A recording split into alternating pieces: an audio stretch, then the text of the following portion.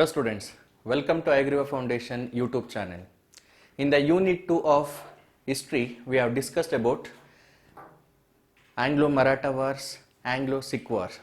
While doing that lesson, very clearly I told that the English made 4 Anglo-Mysore wars also. As it is divided into 4 units, we are going to learn that one in the different lesson, in the 4th lesson of history. So that is the opposition of British rule in Karnataka. So before going to Anglo-Mysore wars, what was the political circumstances in Karnataka? About that, let us discuss. As the British made many kind of exploitation in the different part of the country, like Bengal, dual government they introduced and they exploited the complete Bengal kingdom itself. Okay, so likewise, they introduced many kind of policies in the different kind of the country, and then as a result what happened, it caused it for the exploitation over the farmers and over the Indian kings also. Likewise, in Karnataka also, the British established their supremacy. As a result what happened, they started to exploit over the Karnataka farmers. You know, before this, there was no name like Karnataka. Why? Because the entire Karnataka, means present Karnataka map is, it was completely scattered under the different provinces. Like some provinces were under the control of Bombay Residency, some were under the control of Madras Residency, some were under the control of Hyderabad Nizam, some were under the control of Carnatic regions. Like this, it has completely scattered in the different regions. But the British government made exploitation by implementing heavy taxes over the farmers. Okay, so it resulted to in the reducing of income of the different kingdom also. And moreover, the British used to make a different kind of diplomatic policies between the neighbor countries. So because of this, Karnataka farmers, zamindars as well as the Karnataka kings were there, they felt insecurity. So because of this insecurity feeling, what happened, those members decided to rebel against the British government.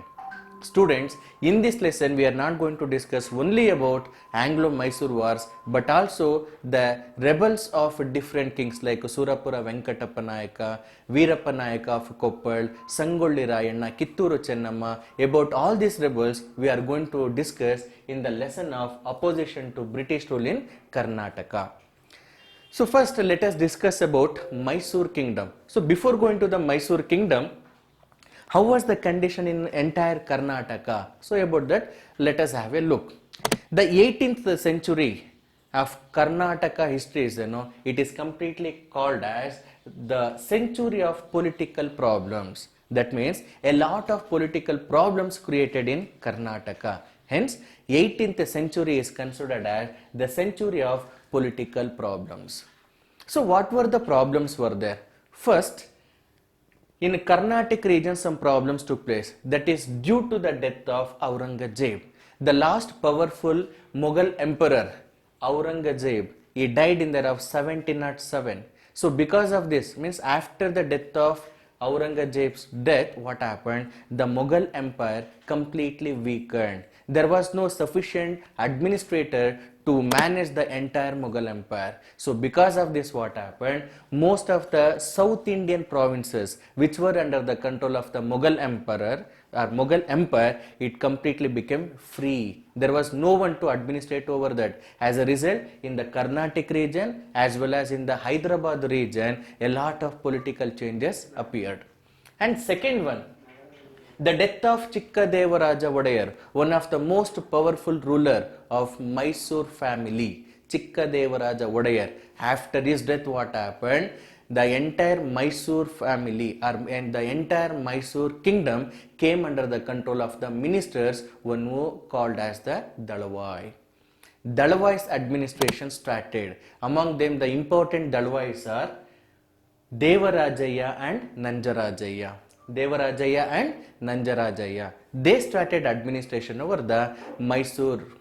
Okay, but during this time, one thing we have to observe that when these Dalwais were there in Mysore region, by the time Carnatic war started between the British and French. So During this time what happened, one of the most powerful ruler in among the Mysore is called as Hyder Ali. He rose. Okay, he grew very powerful. So what are the incidents helped him to become the most powerful ruler of Mysore? Let us discuss one by one. Hyder Ali, he joined to the Mysore army as a common soldier. But by seeing his efficiency, very soon he was appointed as the Fauzdar. As a result, what happened? He became the leader of 50 horses and some 500 soldiers. Okay, now, so like this, he came to a powerful position in Mysore region. When the Dalavai, Nanjarajaya and Devarajaya, they extended their support to the French during Carnatic wars. They suffered a lot because you know that in all three Carnatic wars, the French were defeated by the British. So it resulted over the Mysore region also.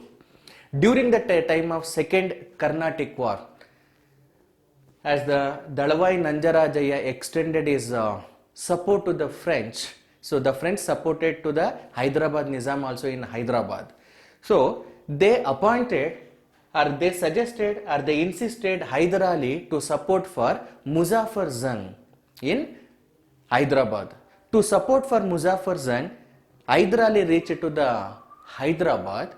At the same time, Nasir Jung was murdered. As Nasir Jung murdered, Hyder Ali took this situation as very advantageous. Why? Because he looted the treasury of the Hyderabad kingdom. A lot of wealth he looted and he brought to the Mysore, but about that he did not inform to the Nanjarajaya. And one more incident. Now, through this, Hyder Ali he became very powerful financially. And second one, when the Marathas attacked over the Mysore, by the time Nanjarajaya was not capable to face them. By the time, with the help of Hyder Ali came forward. By defeating the Maratha kingdom, he protected the Mysore. So thus, he became very powerful in Mysore region. And because of as they supported to the French in the Carnatic wars, what happened? Financially, they faced a lot of loss. Financially, they became very weak and there was no money to pay salary to the soldiers also. So because of this, in the Mysore army, many soldiers were there. No, they rebelled against the Nanjarajaya. So by this time, Hyder Ali came forward and with him a lot of wealth was there. No, by using that one, he paid salary to the Mysore soldiers. So thus, he won the confidence of Mysore soldiers also. By using all these situations, Hyder Ali set aside Nanjarajaya and he became the Mysore ruler. He came to the power. So like this, Hyder Ali grew very powerful in South India, which gave warning to the other powerful kingdoms were there in South India, that is Hyderabad Nizam and the Marathas. And at the same time, the British were looking towards the South Indian political matters. Okay, the rise of Hyder Ali, it has given alarm to the British also. Okay, so thus Hyder Ali became very powerful and further it gave chances, it paved a way for the Anglo-Mysore War. Students, there are 4 Anglo-Mysore wars are there. So let us discuss one by one what are the reasons and what are the results of it. So first Anglo-Mysore War, which took place in the year of 1767 and ended in the year of 1769. So what are the reasons behind this? As you all know that the rise of Hyder Ali was not tolerated by the British, the Hyderabad Nizam and the Marathas.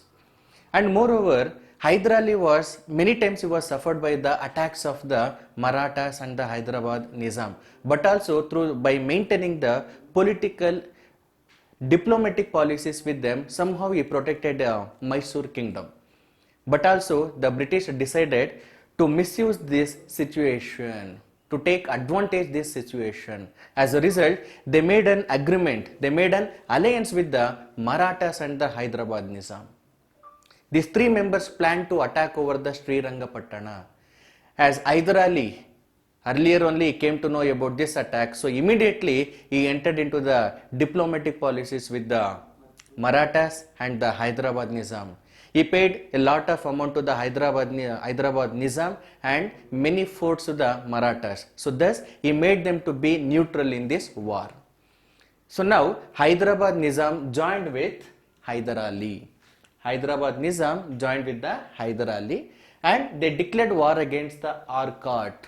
Arcot means it was the capital of Carnatic region. So this region belongs to English itself. So that means the king of Arcot, who was with the ally of English, so they declared war against the Arcot. So as they attacked over the Arcot, the first Anglo-Mysore war began. So this war took place in many places like Tiruchinappalli, Tiruvannamalai and Ambur. So in many other places also, many battles has taken place between the army of Hyder Ali and the army of the English. In many battles, Hyder Ali won. In only few places, the English won. And in many battles, the English army was completely captured by Hyder Ali. So like this, he got a great success against the British. And also, he chased the British army until Madras. So finally, the British came to know that it is so when he chased the British army until Madras, so by that time the Bombay army also joined with the Madras presidency, but also there was no use. When he seized the Madras fort, so by the time the British government or the British East India Company decided that it is meaningless to continue the battle. Why? Because already they were defeated completely. So that's what they decided to go for a treaty with Hyder Ali. So thus Madras Treaty was signed between Hyder Ali and the English army. The Treaty of Madras ended the first Anglo-Mysore war. The Treaty of Madras is very clearly it says that whatever the places occupied by the British and the Hyder Ali, they have to give back, and which are the soldiers are captured, so even they must send back. Okay, and a very important term was mentioned in this treaty. So that is, here onwards, when Hyder Ali is attacked by his enemies, English must come forward to assist him. When the British or the English are attacked by their enemies, by the time Hyder Ali must come forward to assist them. So that means when they are attacked by their enemies, so mutual assistance should be there. So for that agreement, they have signed it through the Treaty of Madras. So thus the Treaty of Madras ended the first Anglo-Mysore war. Actually, the Treaty of Madras itself caused for the second Anglo-Mysore war. Students, after discussing the first Anglo-Mysore war, let us learn about the second Anglo-Mysore war, which was fought between 1780-84. As I told that, the Treaty of Madras led to the second Anglo-Mysore war because it became the main reason for to start second Anglo-Mysore war. So how the Treaty of Madras caused for second Anglo-Mysore war? Let us see. In the year of 1770, the Marathas, Peshwa was Madhavrao first, he made an attack over Mysore. So that means over the Srirangapatna he attacked, and it looted a lot of wealth which belongs to Hyder Ali. So during this time, Hyder Ali expected the support of British as per the Treaty of Madras.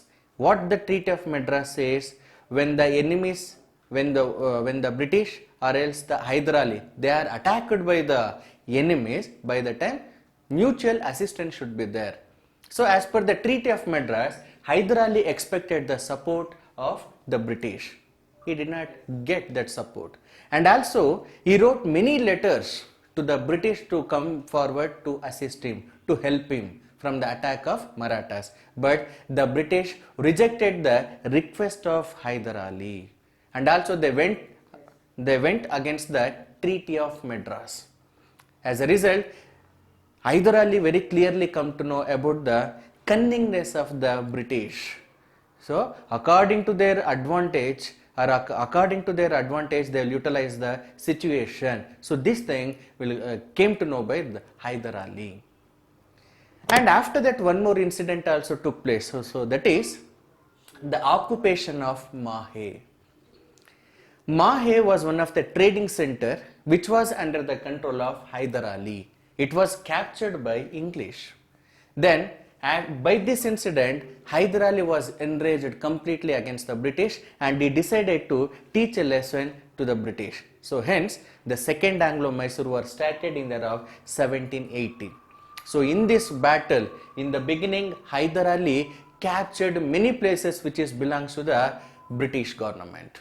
Okay, na? So, he captured many forts, Kanchipuram and Coromandel region, up to Coromandel region. Coromandel region means the eastern part of coastal plain is there, no? So that is called as Coromandel coastal region. Until that he reached, he occupied many places which belongs to the British, and also he planned to attack over the Vandivash and Vellore, so which are one of the major trading centers of the British. But the British already they worried a lot by the attack of Hyder Ali, because in lightning speed used to organize the army and used to attack over the British. So by this the British army worried a lot. So but also they decided to protect some places from the attack of Hyder Ali. So that's what they kept ready a army under the leadership of Sir Eyre Coote.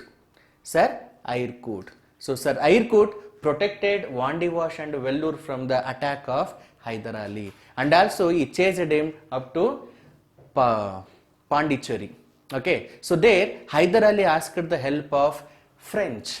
Okay, the French did not support him. Okay, why? Because they wanted to follow the Treaty of Paris. You know, the third Carnatic War is there, no? According to that, they were restricted by the British government. So what is that? Here onwards they should not supposed to interfere into the political affairs of Indians. They have to concentrate only over the trade. So they wanted to follow the treaty. As a result, what happened? They did not support to Hyder Ali. So then also Hyder Ali, he continued his battle against the British. Okay, so in many places, again still more places he occupied, but finally he was defeated at the place of Porto Novo. At the place of Porto Novo, for the first time he was defeated by the English commander who is called as Sir Eyre Coote. And during this time, the war plans completely changed by the British. Why? Because by this time they defeated the Marathas in the first Anglo-Maratha war, and through the Treaty of Salbai they made the Marathas and also Hyderabad Nizam to be with them. Now these three members they attacked over Hyder Ali. Okay, so then after, means in the year of 1782, Hyder Ali died in the battlefield due to illness. So after this, his son Tippu Sultan entered into the battlefield. He continued the battle. You know about Tippu Sultan very well. Why? Because he is also famously known as, very popularly known as Tiger of Mysore. He also been watched about the cunning policies of the British by being with his father always. And he also took part in the many battles with his father, so that he was knowing very well that what are the techniques to be used to fight against the British or against the enemies. So as he entered into the battlefield, so complete battle plans, everything changed. So whatever the cunning policies made by the British, everything went wrong. So why? Because even like father, he also made the lightning speed attack against the British government, British army. So as a result, what happened? What are the places he had lost? So once again he got back that from the British army, and also he chased the British army until Mangaluru and the coastal plain. So finally the British army decided that let us protect at least Mangaluru and that coastal plain, because that is very much needed for them to make the trade. As a result, what happened? Once again they came forward to make the treaty with the Tippu Sultan. So they signed it for the Treaty of Mangaluru. The Mangaluru Treaty is, it ended the Second Anglo-Mysore War. Here also, whatever the places they captured, they returned back, and the captured soldiers also they returned back. And in this, for one more term they signed it, so which is very important, and later which led to the Third Anglo-Mysore War. So what is the term? So here in the Treaty of Mangaluru, very clearly they said that Tippu Sultan or the British, They should not supposed to join with their respective enemies. That means Tippu Sultan should not join his hands with the enemies of British, and British should not supposed to join their hands with the enemies of Tippu Sultan. So thus, for a turn, both the British and the Tippu Sultan signed. So next, so that means it led to the Third Anglo-Mysore War. It became the main reason for Third Anglo-Mysore War. Students, after completing Second Anglo-Mysore War, let us go to Third Anglo-Mysore War, which was fought between 1790 to 1792. So here, the main reason for this war is the Treaty of Mangaluru. The Treaty of Mangaluru clearly says that they should not supposed to join their hands with their respective enemies. But the British broke the rules of Treaty of Mangaluru, hence the Third Anglo-Mysore War started. So how they broke the Treaty of Mangaluru? Here, the King of Travancore, or the Raja of Travancore is, he started to construct a fort at the place of Kochi, okay, with the help of the British. Actually, the King of Travancore was the enemy of Tippu Sultan. As the British helped to the King of Travancore to build a fort at the place of Kochi, so then they very clearly, it says that they went against the Treaty of Mangaluru. So because of this, Tippu Sultan captured many places which belongs to the British. So for example, Satyamangalam, which belongs to the British, so that one he captured, and also he made an attack over the Tiruchirappalli, but in that he failed. So against this, even the British also, under the leadership of Meadows, one of the British commander, Meadows, under his leadership, even they also captured many places like Kolara, Budikote, Coimbatore. So like this, many places they captured, which was under the control of Tippu Sultan. So as this war started like this, at the same time, Meadows was replaced by Lord Cornwallis, the Governor General of the British. He took the leadership of British Army and he changed the complete course of the battle itself. So for the first time, he attacked over the Bengaluru. So Bengaluru was under the control of Tippu. So the British attacked over Bengaluru and they destroyed the fort of Bengaluru. In Bengaluru fort, now also you can see that fort was destroyed by the British. And later on, by taking the support of Marathas and the Hyderabad Nizam. Marathas and the Hyderabad Nizam. So with the British, they made an alliance. Okay, so they declared war against the Tippu, and then from three sides they attacked over the Srirangapatna. By attacking over the Srirangapatna, night time they attacked and they seized completely the fort. So there was no other opportunities or other chances for Tippu Sultan to continue fight against the British. As a result, he decided to go for an agreement with the British. So as a result, Srirangapatna Treaty was signed in the year of 1792. The Treaty of Srirangapatna, so very clearly it says that it was completely humiliated for Tippu Sultan. So how means? Half of his kingdom he wanted to surrender. Okay, so during Tippu Sultan and Hyder Ali, during Tippu Sultan and Hyder Ali time, whichever the places they occupied, so in that maximum half of the kingdom they surrendered to the British. And also as war compensation, as the British made many attack over the regions of Mysore kingdom.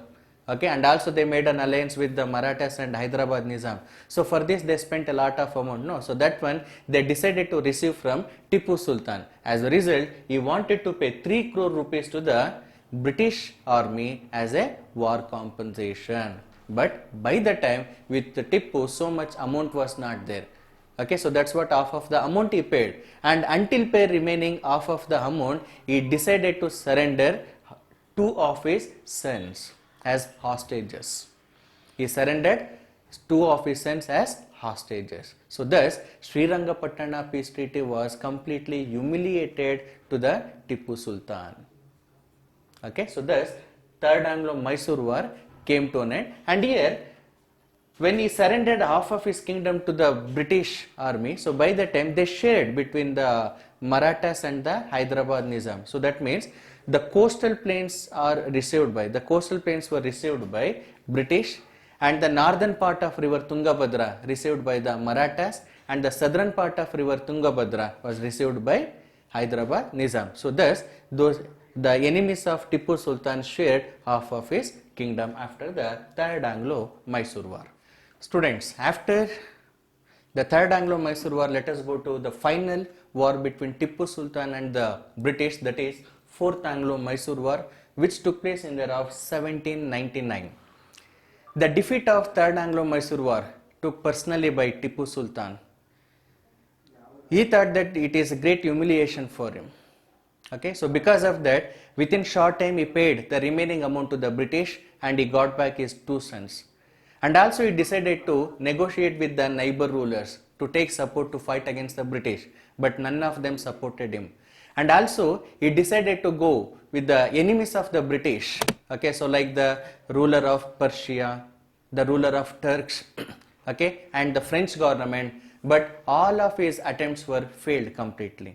So by this time, the newly appointed Governor General called as Lord Wellesley, he observed all the activities of Tipu Sultan very closely, and as he tried to make negotiations with the enemies of British, it enraged the Lord Wellesley.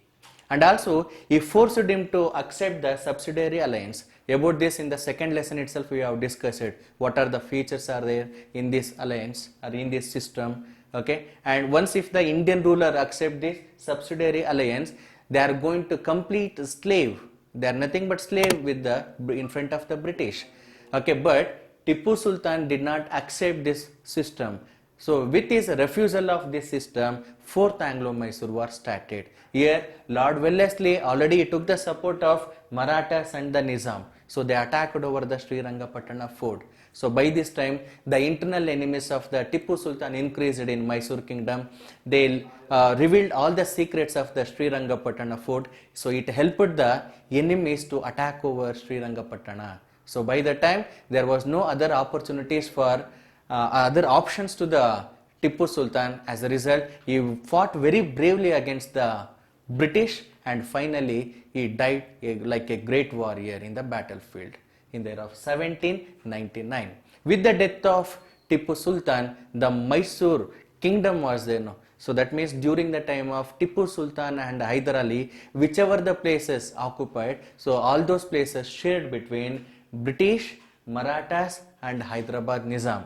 And the old Mysore territory was there, which belongs to the Wadayar family. So it was written to the Wadayar family itself. So Krishna Raja Wadayar III, he became the ruler of Mysore kingdom. And then some of the places occupied by the Tipu Sultan, like Kodagu is, so that one given back to the Kodagu rulers. So thus, after the death of Tipu Sultan, the British felt very happy that entire India came under the control of them. So like this they celebrated. So through this only we can come to know that how much trouble has given by Tipu Sultan to the British. So thus 4 Anglo-Mysore wars took place between Mysore rulers and the British.